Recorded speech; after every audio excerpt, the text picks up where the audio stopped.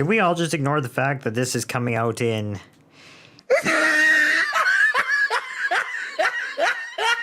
Yeah. Let's just jump right in, shall we?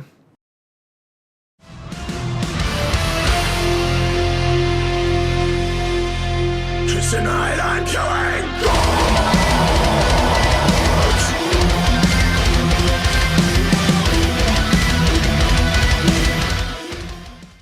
Now, even I'm a little surprised to be placing Parkway's dad rock anthem in at the number 10 slot. But hear me out for a second before you go scrolling down to the comment section to bitch about it. I get it. When I first heard Wishing Wells, I was pumped as all hell. The video was intense and brooding in all the right ways, and the combination of seeing and hearing McCall do what he does best made this track do exactly what it needed to. Hype us all up for another heavy as fuck Parkway Drive anthem. And then we got the rest of the singles, and the rest of the album. And it didn't exactly live up to that symphony of doom and destruction that Wishing Wells promised. But here's the thing, it still kicks ass. Just as a side note, I'd like to clarify something really quick. For me, an album is at its best when the artists have dedicated themselves to a clear theme or ideal, and each song does its best to represent those ideas. The tracks can and should be unique, but there should be a sense of unity across all of them that reflects that overarching theme of the LP. Reverence, along with every album I've chosen for this video, executes that idea better than any other albums I listened to in 2018. So while I admit I was somewhat disappointed with Reverence after initially listening to it, every consecutive playthrough had me warming up to it more and more. And let's get this out of the way right now. Pray is the worst single on this album, and let's face it, this entire list. The lyrics make me cringe, and it's got that annoying pop song level of catchiness, where you don't like the chorus, but that doesn't matter, because you're still going to find yourself singing along to it every single time it comes up. And even after it's over, forever, till the end of time.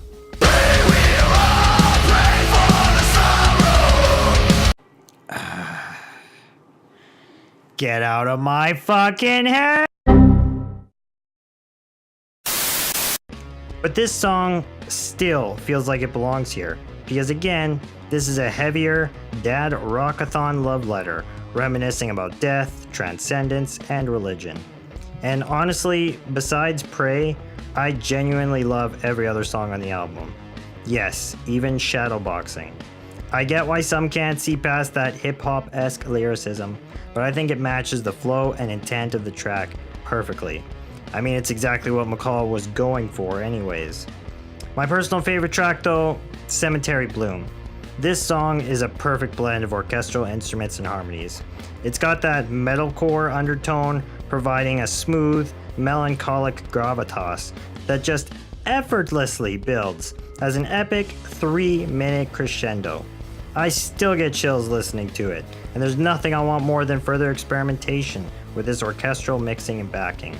I'm just sad there was no real payoff to one of the best build-ups I've heard in a long time. If you like your metal a little more catchy, while still not completely softening up, this album sits comfortably right in that sweet spot, and I would definitely recommend it to anyone trying to introduce someone to the world of metalcore. Don't believe me?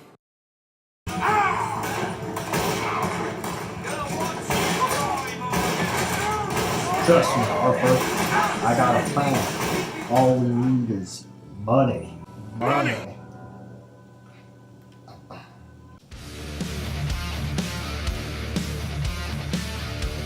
God damn it, Dad! Turn it down! God fucking damn it. Always trying to mess with me when I'm playing my video. Son of a bitch. Nothing can save us. Nothing between infinite madness and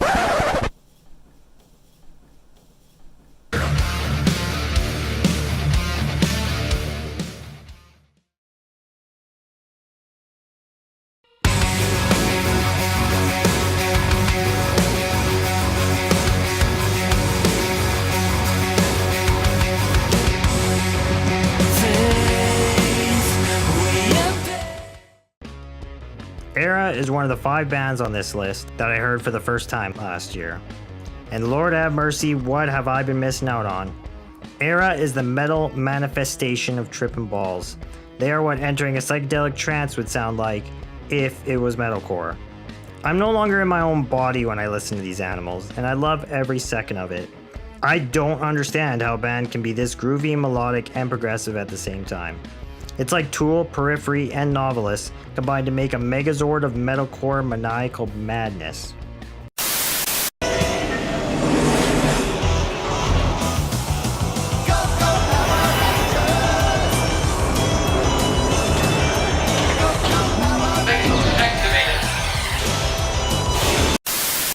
The opening track, Breach, is definitely my favorite.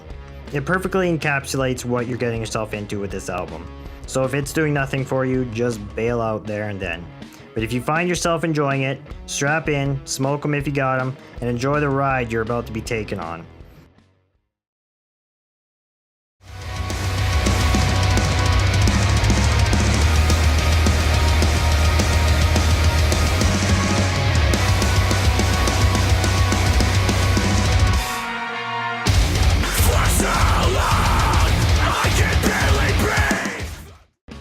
You know, Dark Skies might not be their strongest album, but god damn it does Fit for a King make metalcore seem effortless. For one, Kirby is just a beast of a vocalist. You know it, I know it. I could listen to this man scream me a lullaby to sleep. He's got one of those growls that was just made for metalcore, and I really don't believe they'd be nearly as successful without him. Second, you're guaranteed to hear some of the heaviest breakdowns of the year when you listen to a Fit for a King album. And you have that in spades here. If we were talking about the heaviest album of the year, yeah, it would be going to Dark Skies, no question. And finally, what's that secret ingredient that brings metalcore together? Catchy as fuck, clean choruses that don't leave you face palming as hard as you do when you hear kids chanting on another In Flames single. This is the fight for our lives! Scream out loud! This is the house!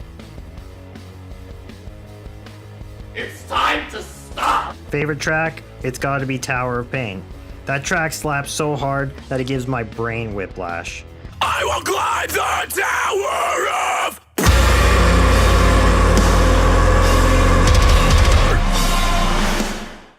So fucking good.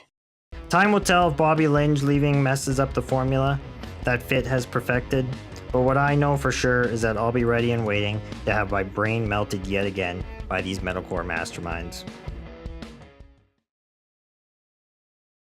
It's the way that she combs my hair.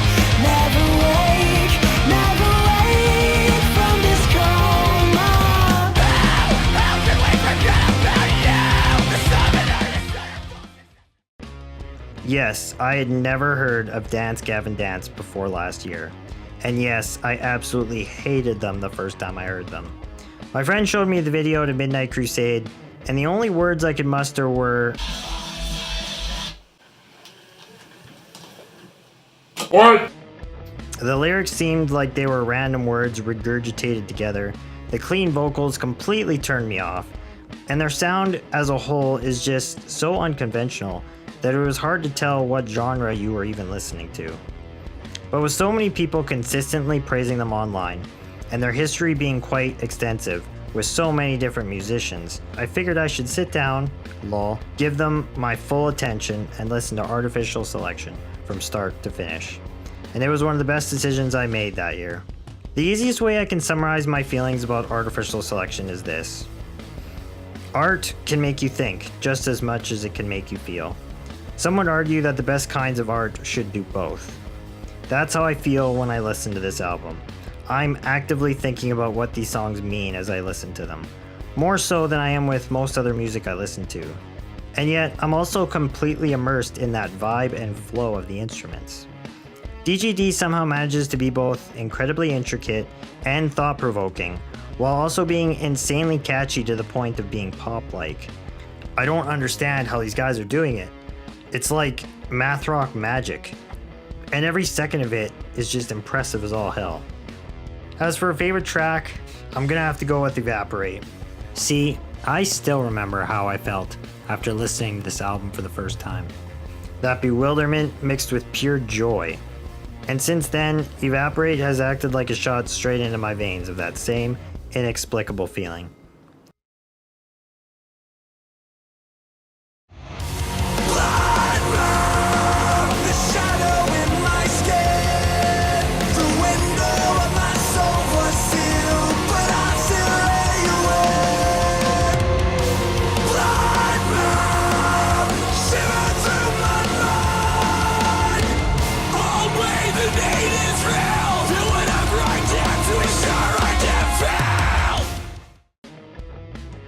Alright, so why is no one talking about this album?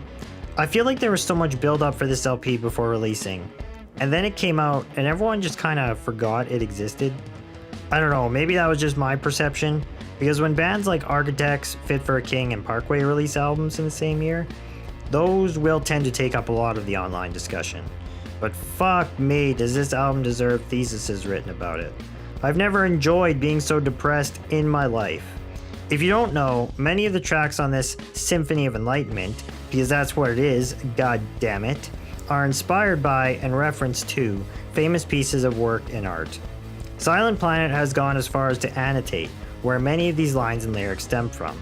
You could spend days, if not weeks, dissecting the meaning and sources for these tracks, and I cannot possibly imagine what Garrett Russell and the rest of these poets went through to write these works of perfection. Matter of fact, you should know the names of everyone who had a part in writing this. Alex Camarena, Mitchell Stark, Thomas Freckleton, Garrett Russell, and Daniel Bronstein, who Google tells me was an audio engineer outside the band who helped them craft this LP. Good on you, DB. You get a gold star, my dude. Even the track Without Any External Footnotes, In Absence, which is a piece about losing a loved one to a memory disorder, is written so profoundly well that despite never experiencing this firsthand, I can't help but dread the emotions this song elicits when exploring it. This LP deserves to be on this list for lyricism alone. And if that's not enough, their instrumentals are addictingly rhythmic and powerful, with layers of synthy atmosphere that perfectly convey the depth and intricacy that is this 48-minute exploration of the human condition. As for my favorite track, Vanity Asleep is just mesmerizing. Give me something to hold, give me something that bleeds. I'll scour the earth for my identity. Is there a gift for a sick society?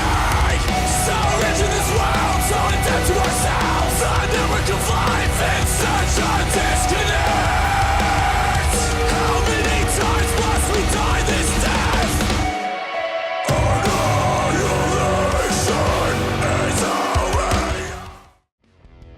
The subject matter of consumerism and the search for identity through modern capitalistic endeavors isn't exactly revolutionary, but the way in which Silent Planet breaks it down alongside hypnotic synths and, well, breakdowns gives you that feeling of your identity being chipped away, almost like you're being thrown in and out of a trance. Like I said, it's just mesmerizing. And it's got a reference to Mr. Robot, so how is that not just perfect? Be prepared for a deep dive into some frightening places with this one, but I promise it'll be a harrowing experience worth taking by the end.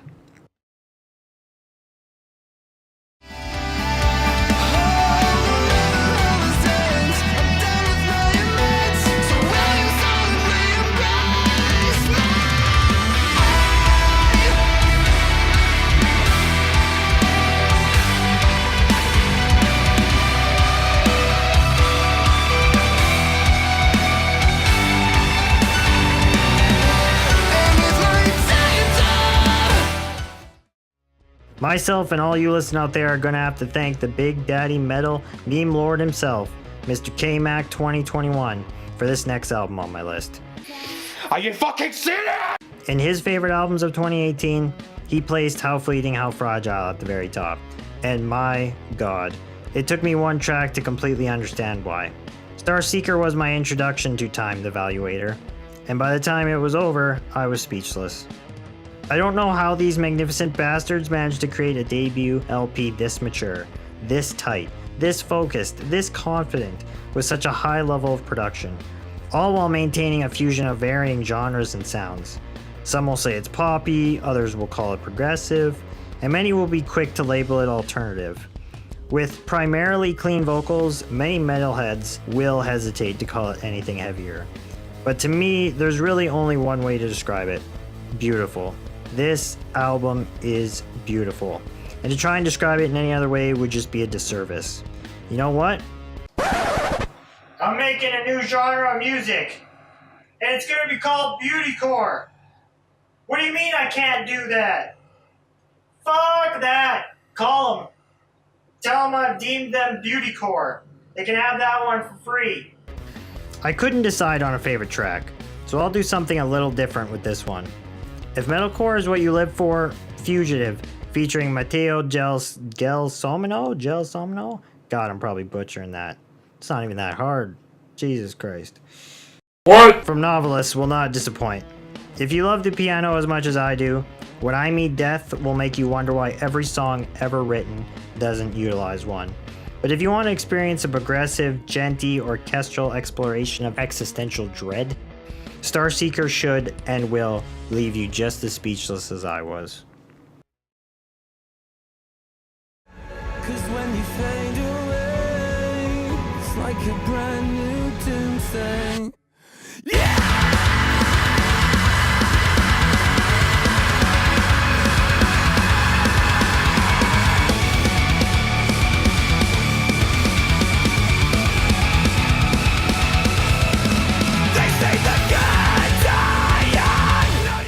Yeah, is anyone really surprised? Does anything really need to be said about Architects and Holy Hell at this point? This band sits near the top of the modern metalcore world for good reason, and I seriously doubt I have to justify this album being here to anyone. Fucking Doomsday, despite being from 2017, is reason enough for this album being here. I think I have more plays on that song than anything else in my library at this point. So yeah, it's safe to say it's my favorite track off this LP. And then Holy Hell was finally revealed with Hereafter, and bibbity bobbity boop, the album ended up being just as good as we all hoped and expected. This album is poetic, it's powerful, and it's the perfect example of why metal is fueled by so much passion. Enough said. Next!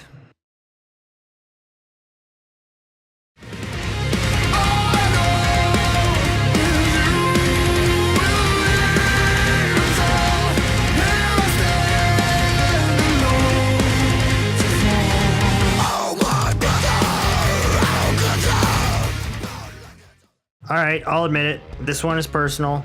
I'm sure most of you will not agree with Black Flame being above the greats that I've already listed.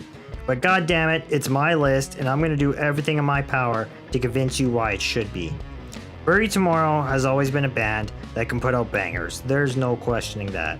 They have produced some of the most memorable melodies, choruses, and breakdowns that the metalcore genre is capable of producing. And that's without mentioning that the vocal combination of Jason Cameron's cleans and Daniel Winterbates' end cleans is unrivaled.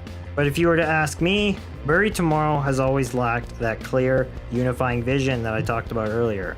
That's that thing that separates the good LPs from the great ones. They can make singles that shred and slap with the best of them, sure, but their albums have always felt like a whole that is less than the sum of its parts. Black Flame feels like the combination of all that potential. I'm listening to one of my favorite bands evolve into a greater, more realized version of themselves when I listen to Black Flame. Bury Tomorrow has finally made an LP where every track deserves to be here. Every song a single piece of a much grander design. Now, can we please take a moment to appreciate how epic More Than Mortal is? There's no other word for it. This song does so many things so magnificently that I don't even know where to begin. Both choruses are just firing on all cylinders, with Cameron's carrying you high,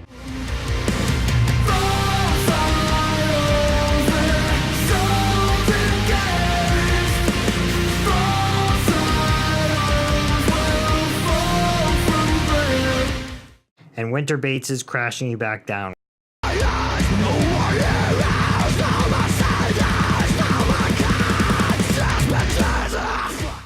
The breakdown comes at you in the first half without mercy, knocking you right on your ass and leaving you unprepared for what comes next.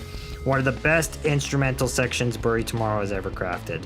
And finally, the last crescendo of the song is so brutal and unrelenting, with Winter Bates' untamed screams acting like one final burst of everything the song has left in the tank.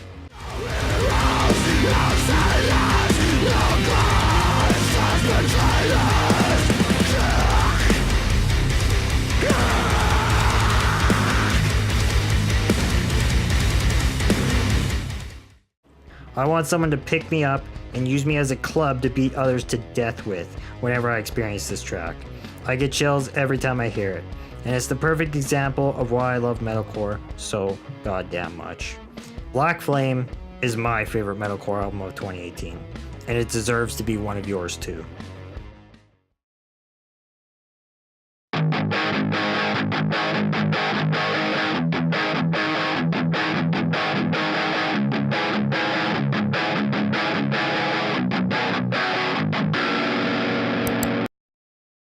Go, bitch! If you've heard this song before, I probably just upset the hell out of you. Hell, I made this video and I'm mad having done it to myself. You most likely need to go listen to Home or Where Owls Know My Name in its entirety now. Those few chords is all it takes for me, and I'm sure it's the same for all of you who have experienced this tech death masterpiece from Rivers of Nile. Straight up, I've never really been a huge fan of technical death metal. That overwhelming speed usually turns me off.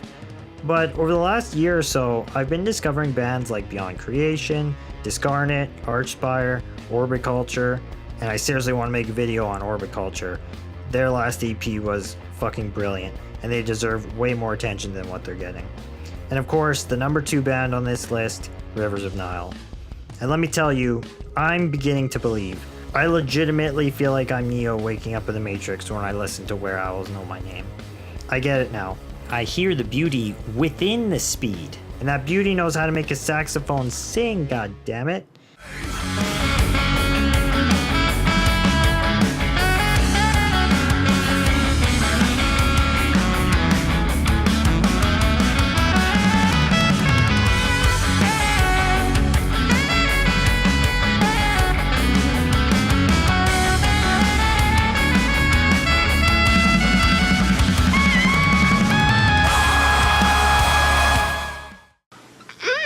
So good and tasty?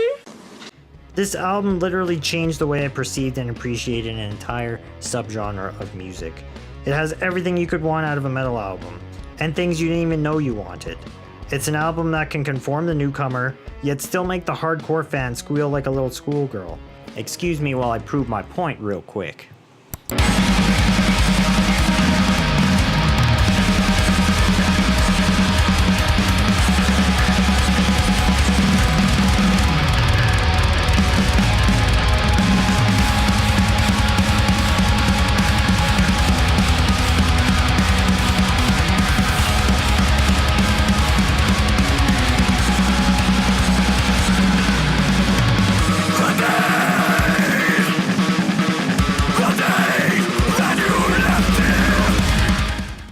Is there really anything else you need to hear? To this day, I can vividly remember listening to Home for the first time, and then immediately proceeding to purchase the entire LP and listening to it from beginning to end. That's how good Where Owls Know My Name is.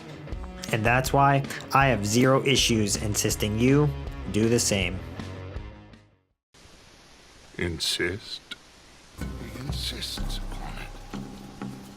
Insists.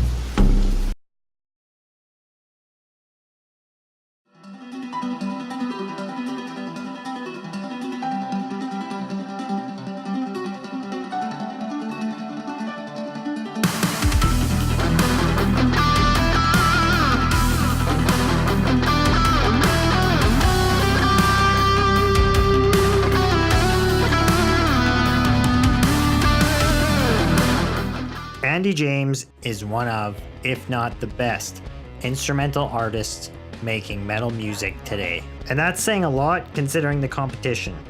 Olivia, Jason Richardson, Angel Vivaldi, Paul Wardingham, Vitalism, Pliny, Aaron Marshall. These artists are all fantastic at what they do, and it's never been a better time to be a fan of this type of metal.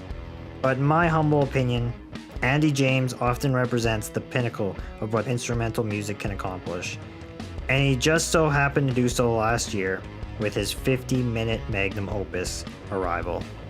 I am astonished with how this god with a guitar manages to write and produce music that does so much more than simply show off his affinity for slapping the axe.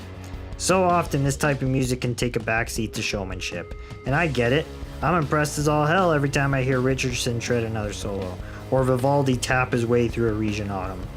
But writing instrumental music is no different than writing any other kind of music, and the entirety of the song should not be put on pause or pushed aside to spotlight expert guitar playing.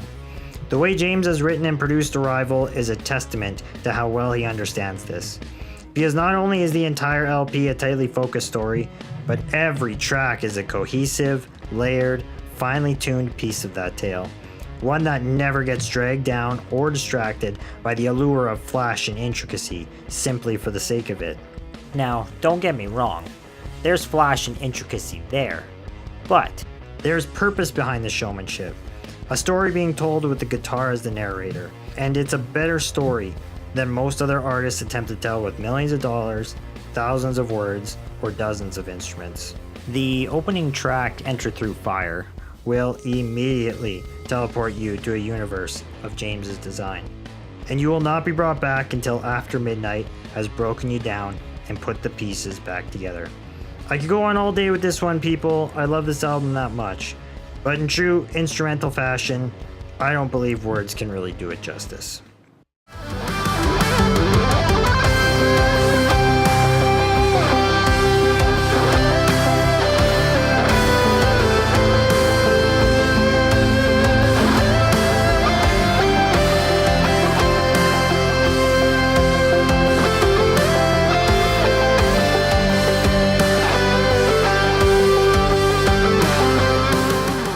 My name is Sir Crips.